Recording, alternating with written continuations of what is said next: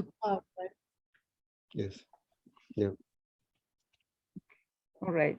Greetings, everyone. Greetings to everyone who will come later. Greetings to everyone who join us and who is experiencing our recording on YouTube channel later on. So I want to start today from something strange, and the something strange is the following. If lighting strikes you, you have that thing imprinted on you forever, especially if it is, if this electroshock is art shock. So in my lifetime, I did experience several times when I was stopped in my tracks, so to speak. First was second cello sonata by Bach in the performance by Rostropovich. Then it was one particular music, German and Russian. Then it was one particular painting, Still Life by Giorgio Morandi, Italian. Then sounds of the composition of Osvaldo Golijov, who is Argentina, Israel, and USA, and many more. And then it was a genius of Mark Anthony. Do you remember Preciosa? Yeah. Yes, of course. Puerto Rico. Then my friends came from the visit to Puerto Rico and told me that art is everywhere there and so very much loved. And I thought that at that point, one had to ask, what is so special in the culture of Puerto Rico? What is so specially organically natural that it can produce such an authentic product, this culture? So when I was preparing, in the beginning of preparation for this event that we have today, traveled around Eileen's website, and I first understood and saw that she came from Puerto Rico, I said to myself first time, aha. Then I said another aha, and another aha, and another aha. And I understood that Eileen is just true poster child for the concept well known in this country that the culture of the United States is a melting pot of cultures contributing to the enrichment of the American culture, the culture of the USA. You'll see it yourself in what and how Eileen does it, in painting, design, business, community work, etc. Lots and lots of etc. here. But before Eileen takes the virtual stage of 81, we have prepared one cool surprise for all of us. Keeping long-standing tradition of Midway to serenade each other achievements, literally, sometimes metaphorically, and sometimes literally serenading via our own artwork, via our own creative work, saying this way, oh, you're so special, we love you, the whole world loves you, just go and reach for your stars. Today, we have Marina delivering that message via her musicianship. Just take it on, Marina. Thank you.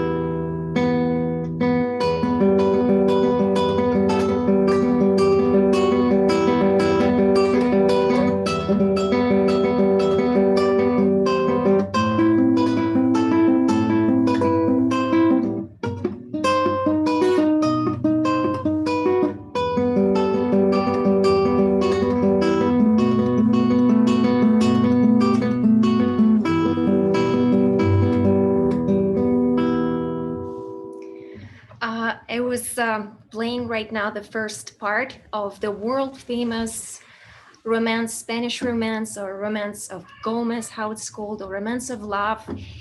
And that is a truly representation of how people all over the world unite because of music, because of any other artistic experiences, because this is one of the most famous music, especially among guitar music.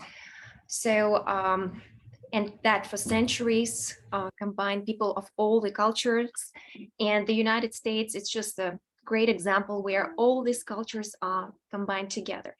Just in contrast, I will play a short romance, which is Russian romance.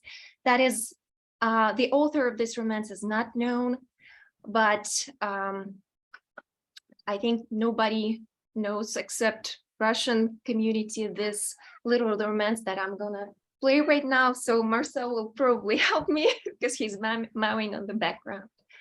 So here it is.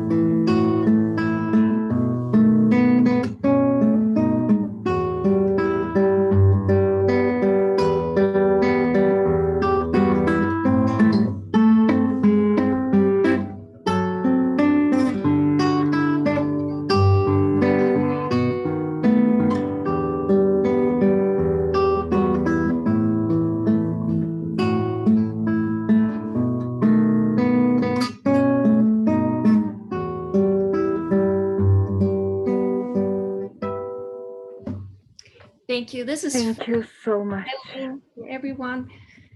And yeah, this is a great, I think, also representation that music and art can combine all of us. See, Eileen, I told you.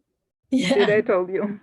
Yeah, it's beautiful. Thank you It so is. much. It is both, and really, really a good underlayer for your presentation. Yes. Now you can paint on this canvas, whatever you want. Go for Yes. it. Yes, perfect. Cool.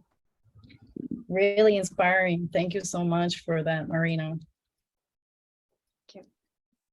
So I did a little presentation of my journey on design and art. Let me share the screen with you.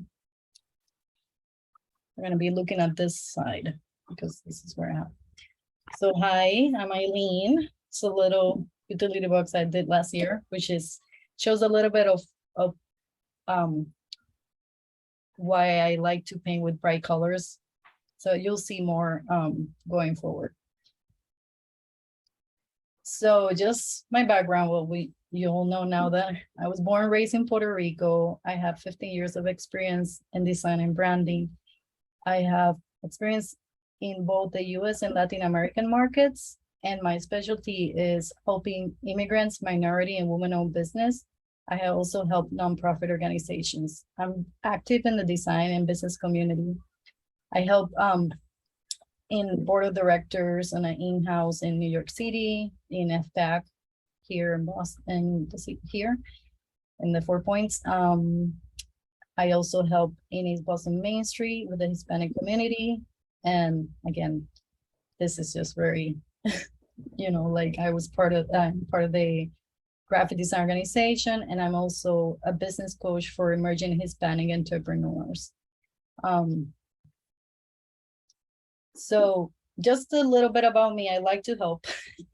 I'm a person that I feel like talent is not for me, is to give it.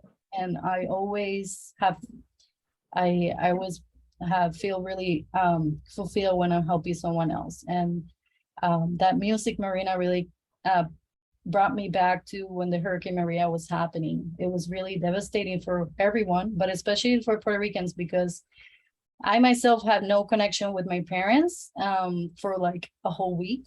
And my parents, although they're like in a good house, and my dad is a builder, he constructed his house.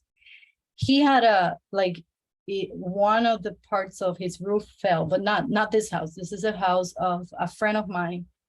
In her community, a lot of people lost their homes. So I felt like, oh my God, I'm here in Boston. I need to do something. So the first thing I did was design this logo, which is the Puerto Rican flag made out of a house. And I put a heart, and I really wanted to tell my friends, everyone I knew, that this is the time to rise, for Puerto Rico to rise. So we kind of raised money to help those friends of mine who had lost their houses. And it was really, really good. We raised over $6,000, and I was able to send them basic needs. And they're always very happy. They always, I was in Puerto Rico 2 weeks ago, and they told me, thank you for helping my family. So it was just really rewarding to be able to live that part of history and be able to do something about it. So just to go back to my background.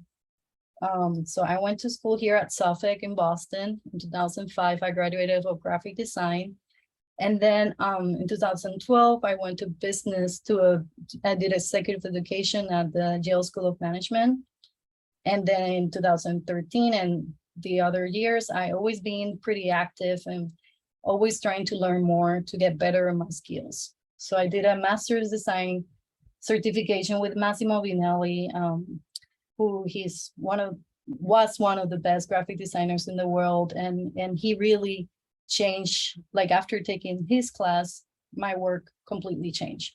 So I'm really, really grateful for meeting him. And I also then went and to meet other great designers in the world, like Louis Feely and Steve Perler. And currently I'm trying to pursue a master's degree at BU. So a little bit of how I started. So I graduated in 2005 from Boston, and I had to go back to Puerto Rico to pay my bills. So I started working in agencies in Puerto Rico. I work at Saatchi, Food Corn Building, and I have like clients like Starbucks, BMW, Mini Cooper, P&G, and others. In Puerto Rico, the salary is very low. I got paid really low to work in these agencies, and I also felt like the advertising there was really just focusing on just bombarding people with ads instead of focusing on the creative. So I started on my own. I was always doing freelance because I needed to support myself. So I just told my clients, hey, I'm going solo. And all of a sudden I had more money of what I was gaining on the advertising by going solo. So I started my boutique agency in Puerto Rico in 2007. And I had, I have no experience of business at all. I didn't know how to put money on my art. I didn't know any of that. And I just needed to pay the rent. So of course I was putting prices like crazy. And well, I guess I was successful. I got employees and there was a lot of, growth opportunity there. In 2012, I did my program at Yale, and I realized I needed to come here because Puerto Rico it's an island. It's a beautiful place. But I always had, after going to school in Boston and meeting all this culture, I knew that I couldn't stay in this island. I needed to go in a place where I could grow more. And that's when I first started doing my research to come here and hopefully target the Hispanic market.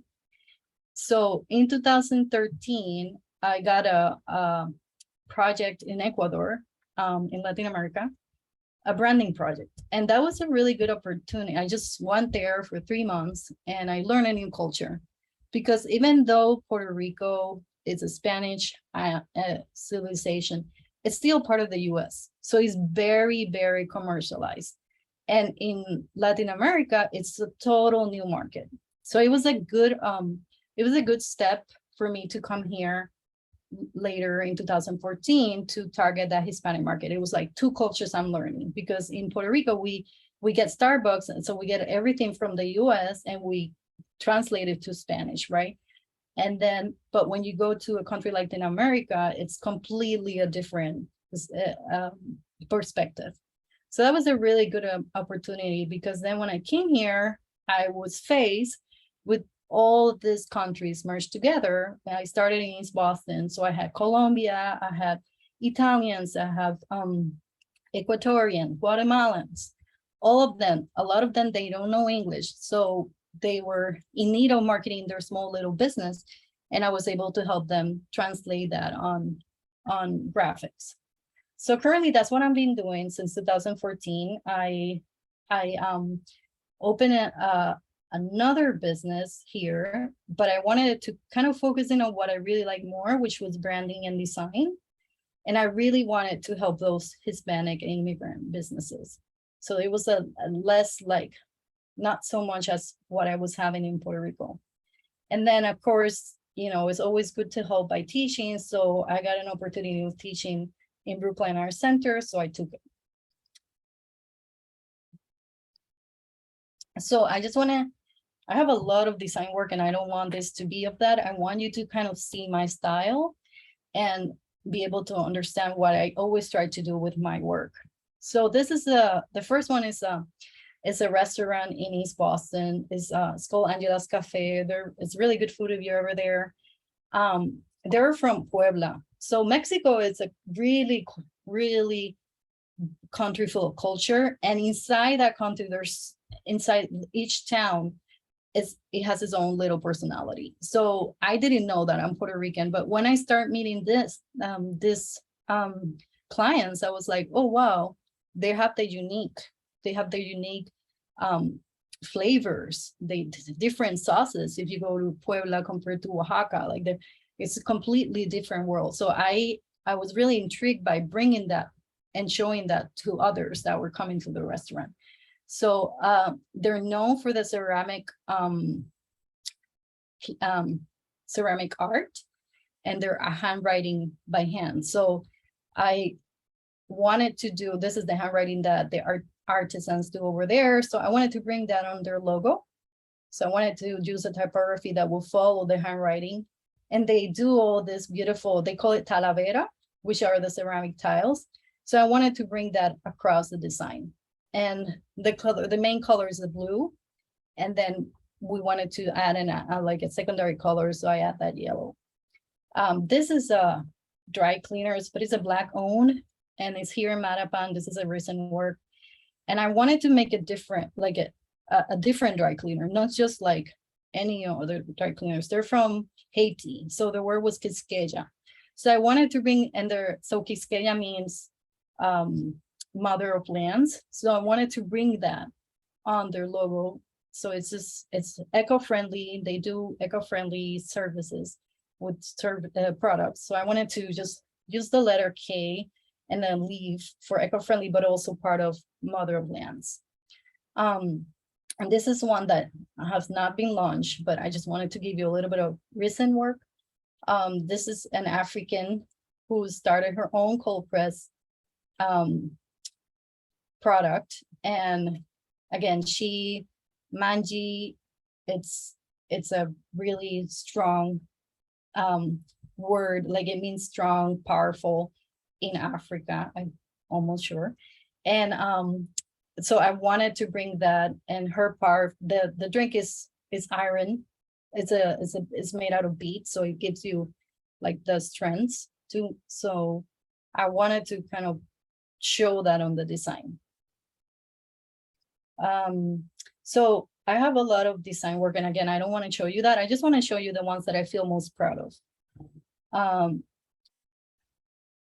So I did work in home goods under in-house department, and McCann, which is a really famous agency in New York, have come up with their branding, and then we needed to implement that in-house for the stores. And I just really fell in love with McCann's idea, and brought those colors and life to their logo and design.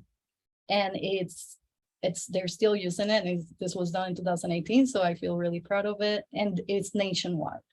So I think this kind of gave me like security. Oh yeah, you're doing good work. So I always show it because I feel really proud of it. So I did the GoFindMe. So basically the campaign is like, you don't go to Home Goods to just buy stuff, you go to find stuff and make it unique. So everywhere has a texture like a rug, is something you can find in Home Goods, table tent, different texture of furniture or like gift wrapping or things that you could find on Home Goods. So I did the whole outdoor campaign for them. And then in the downtown crossing, I helped them designing this map about of Boston using the same texture. In this case, we just have to use the color red because their logo it's red. But if it was my taste, I would put all the colors of the rainbow. But yeah, so I kind of brought that texture again throughout the map. And the map was done also in PVC. And then again, they use all this digital version here. We use like in the letters next the edges of the channel letters, we have the textures. So if you go to the store in Downtown Crossing, you can see this.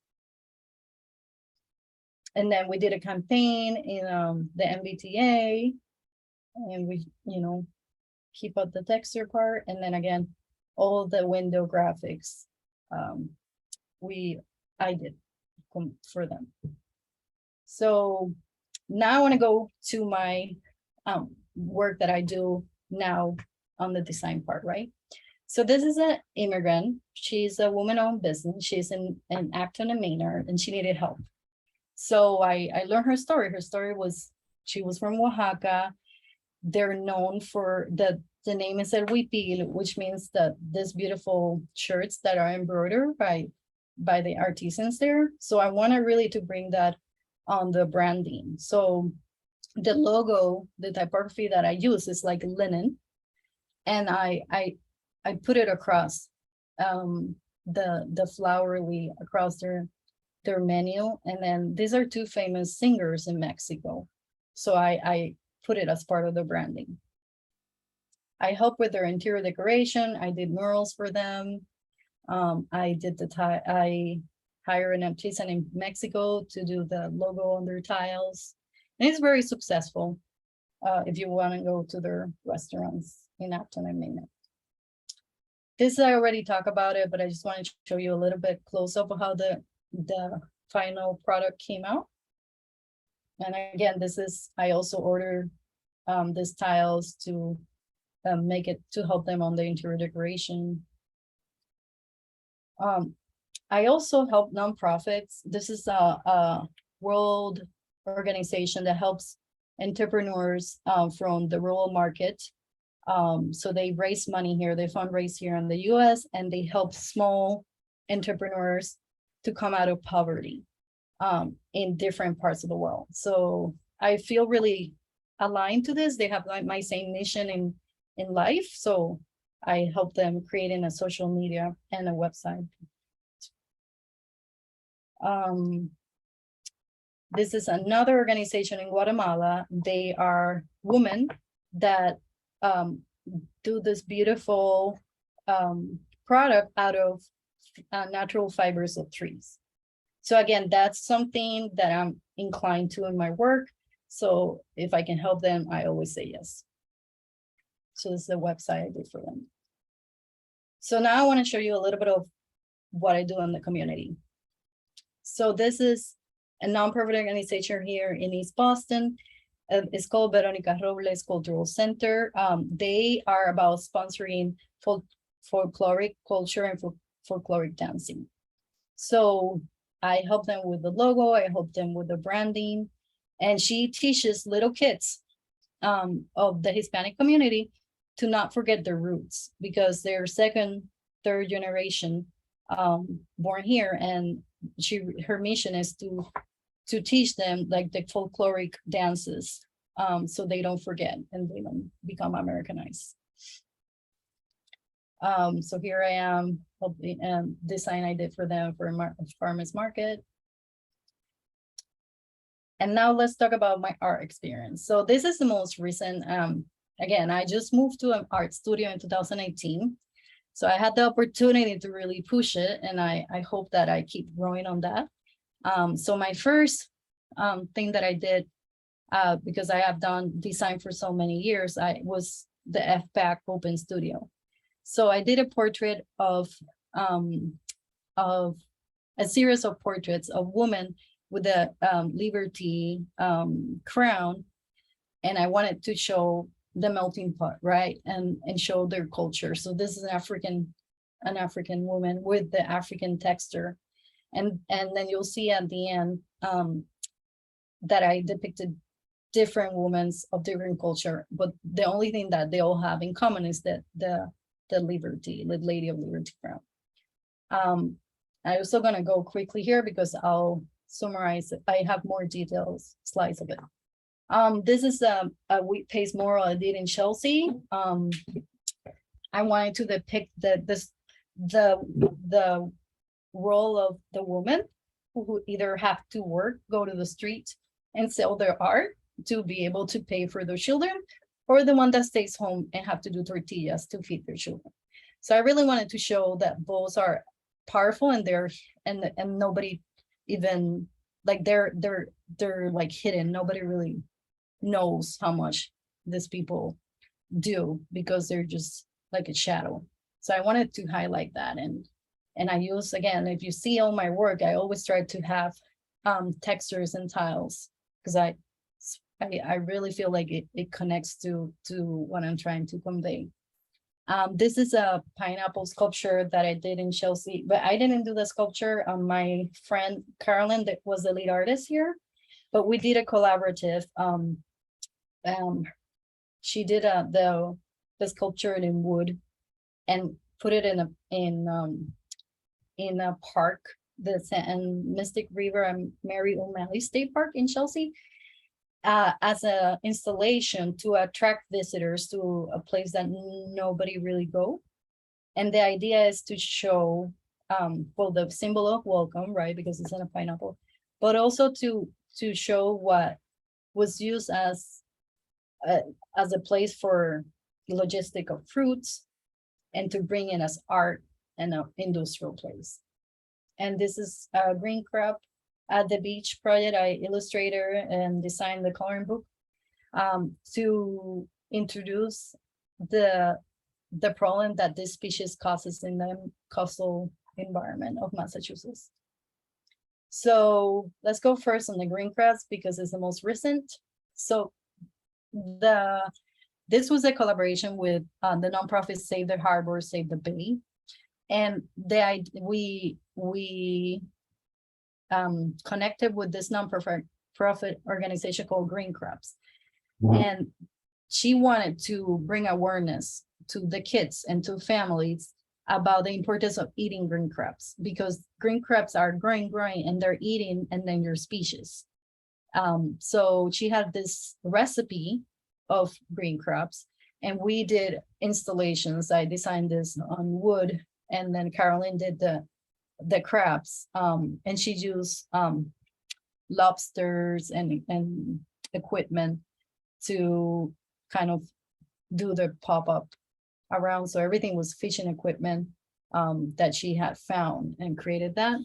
And then we did the coloring book with the whole information for the kids to understand the importance of what are the crabs here in New England, and where can they find green crabs, and what can they do to help the environment. So I'll just go quickly. This is one of the installation of the sculpture. We had a recipe in one of them. And then here we went to like 4 different beaches with a pop-up and talk about green crabs.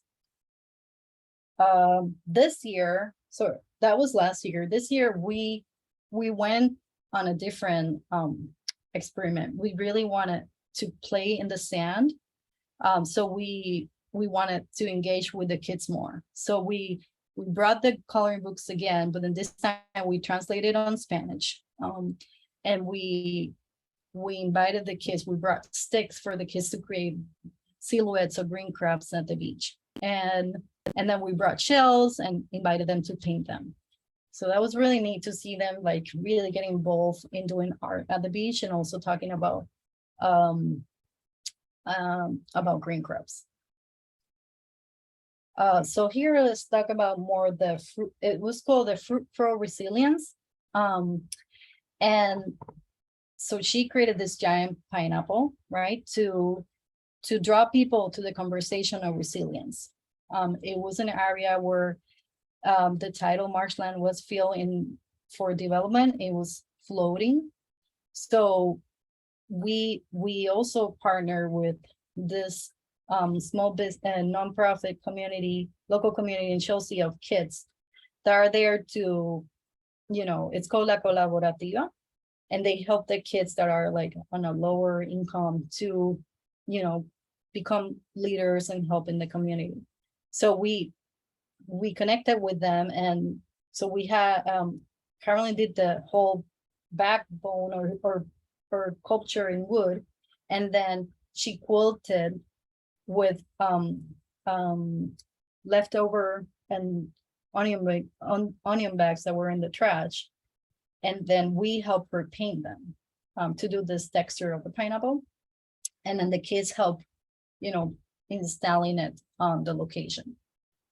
And I helped them on the digital part to do their own interpretation or resilience on the computer, and then we can create stencils, and did a little poem that was a trail that would lead you to the pineapple.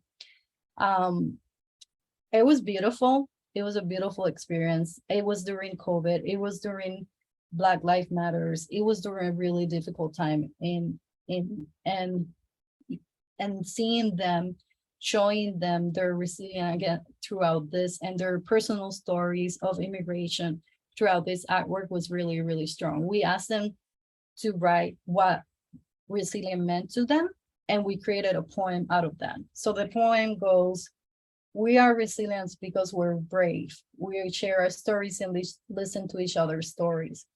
We are resilient because we share what on our minds and the battles we all go through. We are resilient because we're human, because when life knocks us down, we breathe deep and keep living and growing and learning. We are resilient because we work better together." And this was done as a trail all in Mally's Park to the island end park. And this is the power of the hidden wood paste. So again, just to refresh, and I have a mistake here, that shouldn't be there, but yeah, so I wanted to show the important role in women immigrant in her house. So a lot of women that are immigrants, they have to go out and sell their talent. They have to go so they can bring food to the table, and all others cannot go, but they stay cooking at their house and try to, so they're both really humble, hard workers, but it's still the foundation of their life and their family. So I wanted to bring that as a positive thing and not as a negative thing, because I think sometimes people don't see that.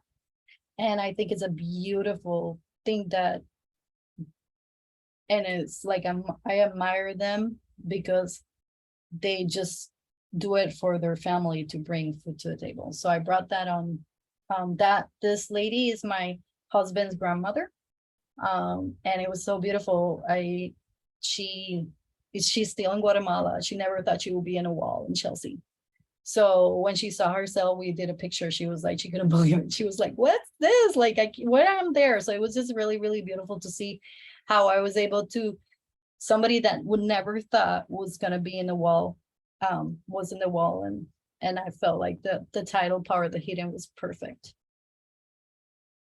So this is the series of immigrants that I did. I wanted to show the diversity and beauty of humanity. And here I used the African texture. For Mexican, I use Frida, my version of Frida. And then Asian, I used like, you really cannot tell in the crop, but they were like beautiful umbrellas, colorful umbrellas. And then Italian, I used the Italian lemons and the design there. And here is to put, we're all immigrants. So for me, that's the US, because that's what I felt when I came here. I don't really have to go to Italy to know Italy. I can find it here. So yeah, that's my work. If anyone have any questions.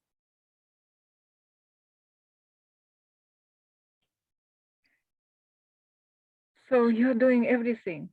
You're doing absolutely everything. Whatever comes to mind, you're already there. You're already doing. You're already taking care of this and that. And if you don't know anything, you go and learn it. That's how it is getting done in your world. Yes. Fantastic. Is there anything yet left that you want to learn, to get involved with? For me? Yeah.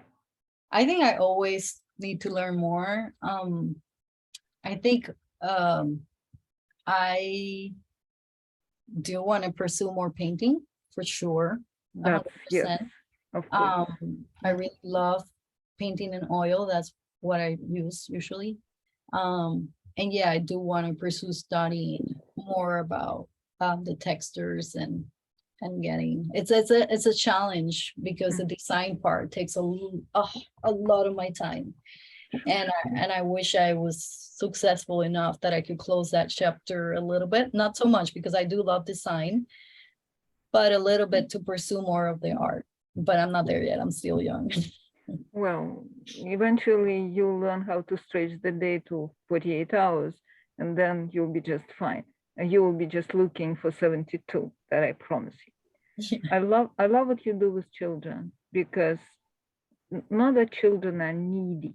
They are not needy. They just need to have the doors open, that they don't know that there is the door to open. And it is what you do. And the fact that you are opening the doors for them using the art, I always believed that the art, well, not always, not only meets all the circles that I belong to. We believe that the art is that vehicle that can deliver to anyone whatever idea is to be delivered, and it's better that it is a good idea. And children are so acceptive, so sensitive, and so perfectly reflective to whatever you bring to them, and they return it in 100-fold. You know, what they do when you show them how to go there and what to do with this. Your stories with your crab project, I think that the children are just going insane of their pleasures when you go there and bring them to the work.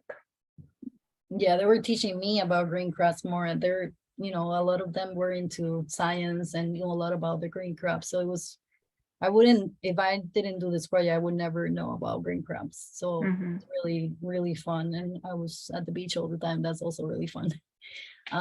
But yeah, that's true. That's true about children. I noticed that one of the courses that you took was about typography. Yes. I understand that you have to know that stuff because you use it in your work as a designer.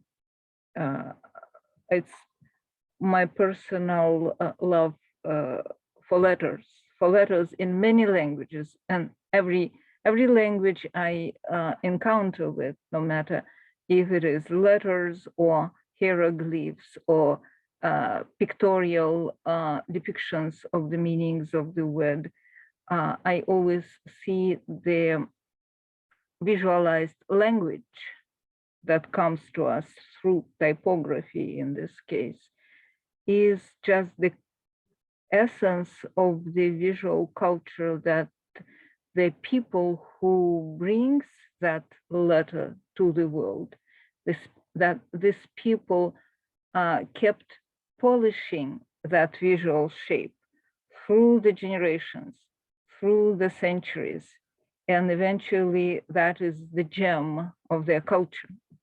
So for me, letters are the gems of the culture of the people who brings that visualized language to fore.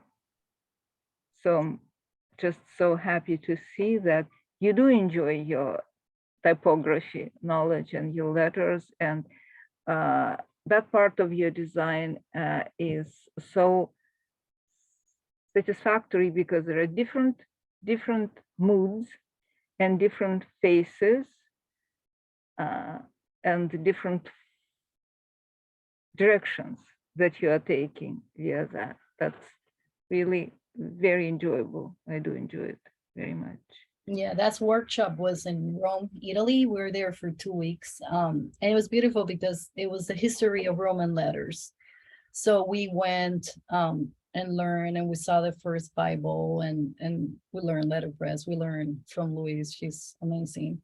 So yeah, that's one of the craft that I need to get better for sure, 100%, because I want to be able to do my own letter font. You want to create your own font? Are you? Yeah. Cool. That will be a great challenge to do, and I that's in the table to come.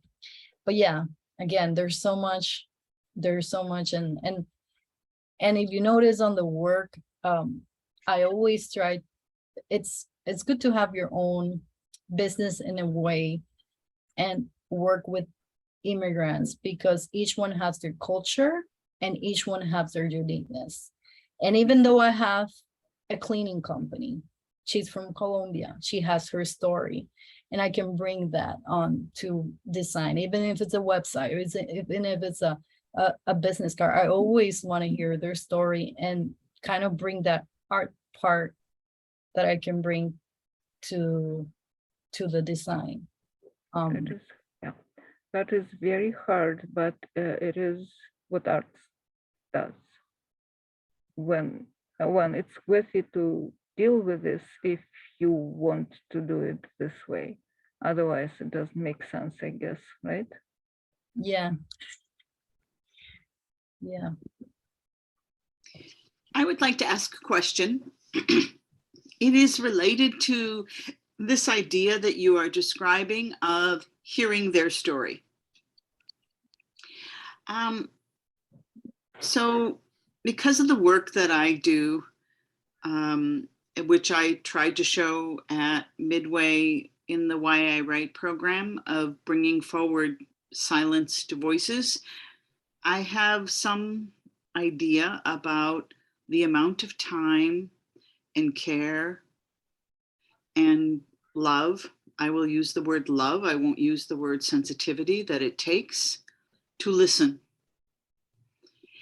And to listen in such a way that a person actually believes that you want to hear the story. Not the surface story, but the story. And I'm wondering if you can, the story from their heart, which I see in your artwork.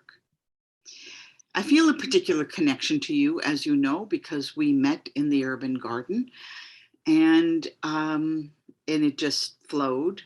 It just worked there.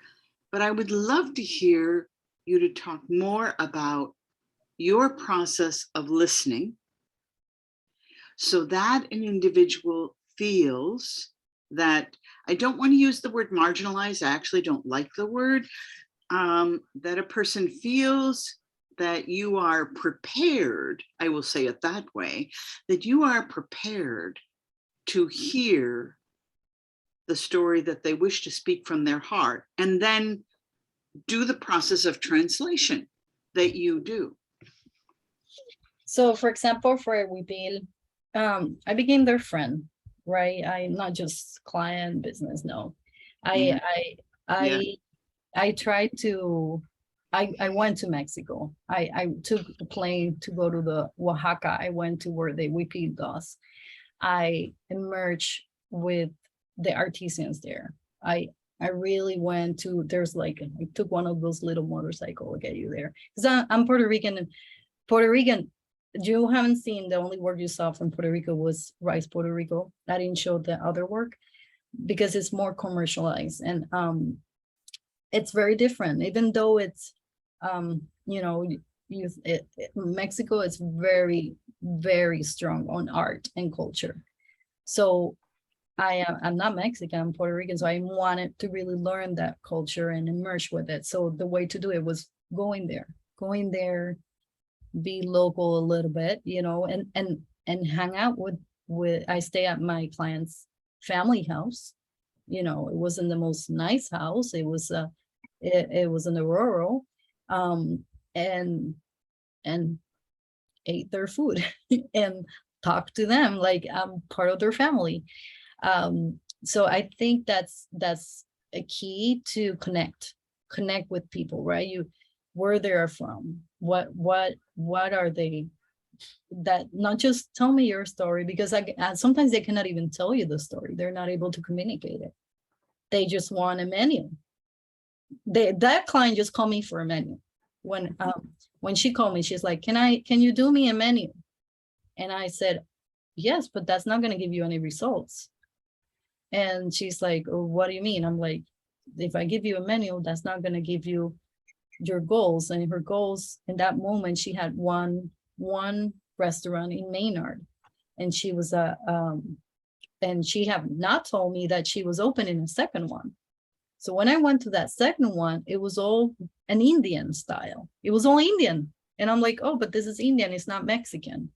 And she didn't understand that. And the same with Angela's. Angela's, somebody had done their logo and it was using Indian font.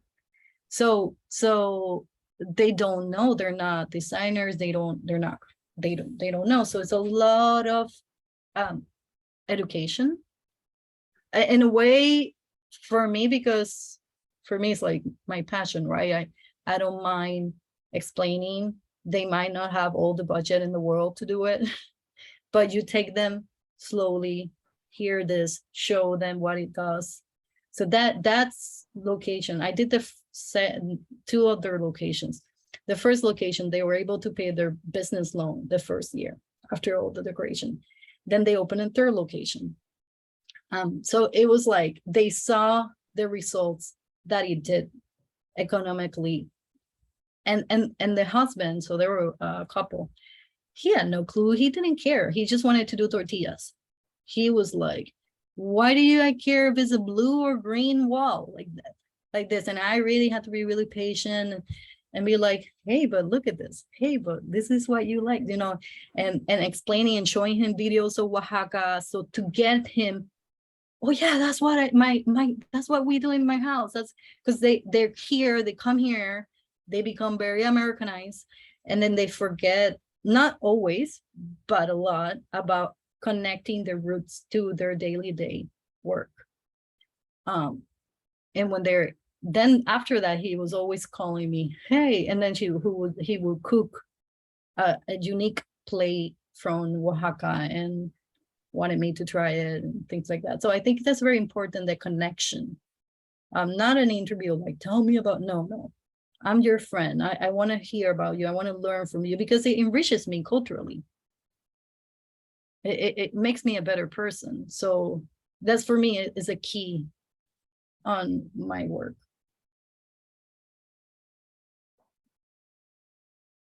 Muted. Oh yeah. I thank you so very much for the generosity of the response that you are offering us right now. There is, in my feeling, in my experience, a level of humility that is required to hear as an individual expresses their connection to their own roots. And I feel that in you. I've always felt that in you. It's why it was so easy for me to talk with you, whether it was in the Urban Garden or wherever we met. And this idea that you described, you first said it in a very simple way, and it could be easily passed over or misunderstood by individuals in the US culture. This idea that you become their friends.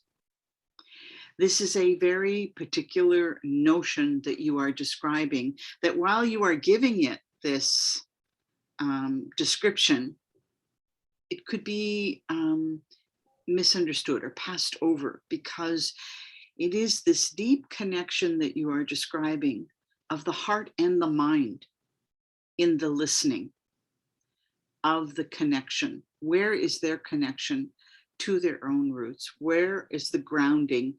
And then the humility that you express by working from that position and going forward. I honor your work. It's Thank you. hard work. It's hard work. There is no, for anyone who does not do this work, there is no describing. We had in our community, Juan Obando and Julie Casagrande, they moved, and then recently they moved again. They're in Arizona now. And Julia described it as she said to me at one time, "Oh, I had no idea about you. I had no idea about your older daughter. You are cultural workers." And I'd never heard that term before. And I still am sort of wrapping my head around it. But for sure, I can see it in your work.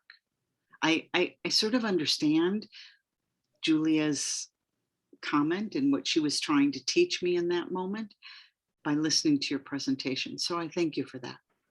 Thank you. Eileen, at the beginning of your presentation, there was a picture of you next to this object. I guess it's electrical box. Is that also that you painted? Yes, so that's a Lutiti box. Let me see if I have more pictures. I think, let's see if I put more pictures on. I did not. Oh yeah, here I can show you quickly. I share screen.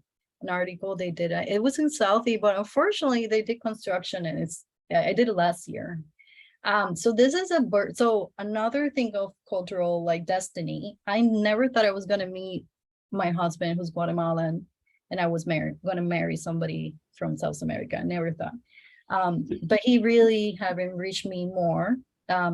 He himself have a beautiful immigrant story, which I connected because I don't know if anyone knows, but like when you're Puerto Rican, you're born with the US citizenship. So you don't really, you kind of migrate here and you have your culture, but you don't go through the document or paper or any of that a lot of immigrants go through.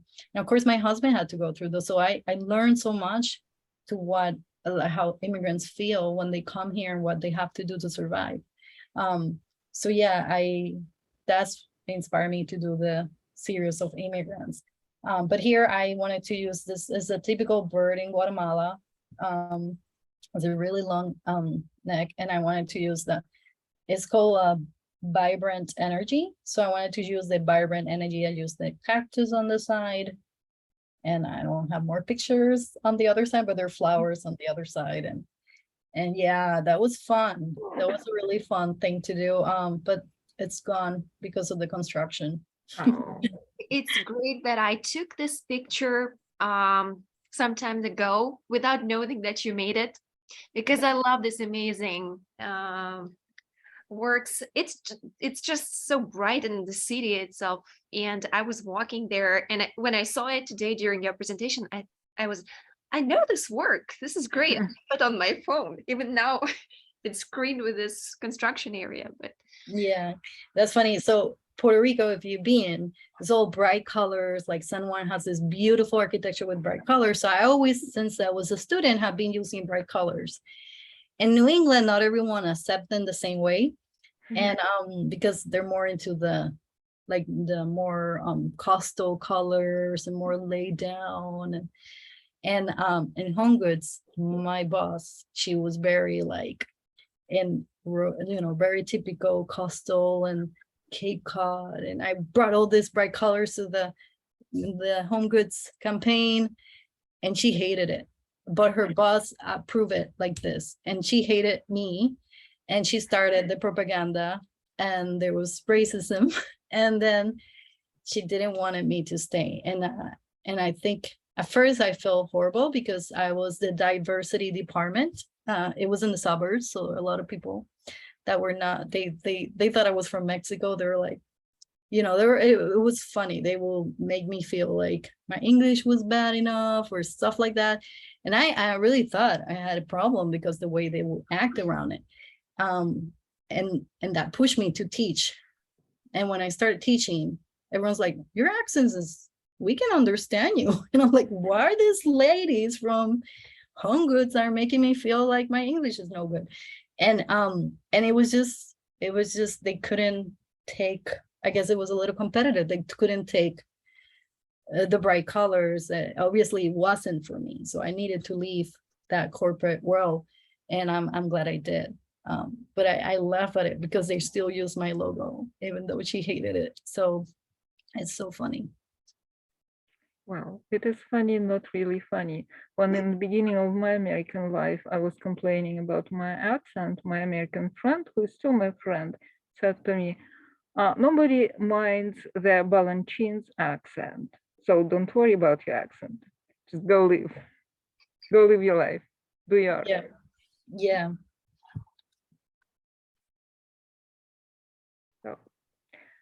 There are different people and there are different attitudes, and sometimes we just bump into those things, and I think that you explained it more or less accordingly to the reality, but you have your thing to do and you do it, and that's what's important. And one thing that you've done this presentation for us. That was so good to see. That there were several things that I had noticed while traveling downtown Boston, here and there, and now I know whom I should blame for that, or thank for that, rather, I would rather say. That is really, really great to know that people who make our life, our everyday life, a little bit more acceptable than otherwise, they're our fellow artists, people whom we know personally. Thank you very much. Thank you. All right, do we have, no, we don't. Where is our host, Hannah? Hannah, are you there? I never want to abuse the kindness of our host and hostess. No, that's not abuse at all. We're all in the same boat. That is so true, by the way. Just look, except probably Jeanette and Jacob, we are all new, at some point, newcomers to this country. Yeah. And generally speaking, everyone is a newcomer, maybe not the first generation, second or third. Jacob's Third. Somebody came by Mayflower, who knows? No, not that long. No? Yeah, but Marina, the music was beautiful. Now I see Olga, the connection. I love it. It really made my night. Thank you for the surprise. Thank you. It was difficult to hold it, I must tell you, but I just put myself together and said to myself, just shut up. Don't even mention that. But I broke it a little bit. I wrote to you that we have a surprise for you and you're gonna love it. So you loved it. Thank you, Olga. I was watching you, so I did see that we pleased you. Thank you. Thank you very much. I think that we have enjoyed today's night, and now we will be going for our other things, paintings, paintings, designs, conversations, art of listening. It is art, Jeanette, it is art of listening. And then we meet again next time, Yes. right? Thanks, Eileen. That was really cool. Thank It was you. cool. It Thank was really cool. Thank you. Thank you, Eileen. All right. Good night, everyone. Bye, good night. Ciao. Ciao. Buenas noches. Buenas noches. How do we say, Buenas Marina? And we will Buenas. say до свидания. До свидания. Yeah. До свидания. До It is свидания. Russian. Завтра. Like to see you, yes. And To in, see you next time. I would. and in Czech is Dobro noc. Hasta luego. Uh-huh. Yeah. Hasta luego. Yeah, muy Hasta bien, muy bien. What it is in Czech, Anna? Dobro noc. Oh, Dobro noc. Dobro Okay. I think that we should establish the class that we will teach each other at least several major expressions like good night, hello, thank you, etc. We have enough languages here presented even in our little company today. Yeah. Thank you, Wonder Twins, for your lovely note. All right. Bye-bye. Okay, Ciao. ciao. Dobro noc. Bye. So I guess we should end the meeting, right? Yes, we are ending. Yeah. Thank you, Olga. Thank you much. Thank you. Bye-bye.